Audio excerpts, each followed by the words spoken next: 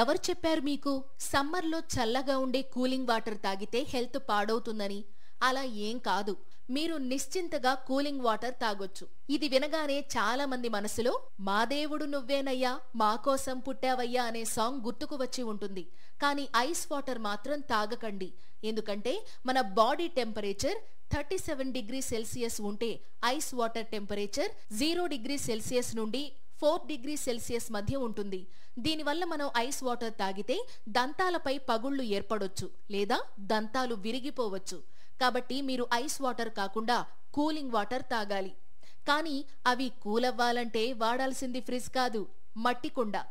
ఏంటి, షాక్ అయ్యారా? మరి మీ దంతాలతో పాటు హెల్త్ కూడా బాగుండాలంటే కుండలో కూలైన వాటర్ తాగడమే మంచిది.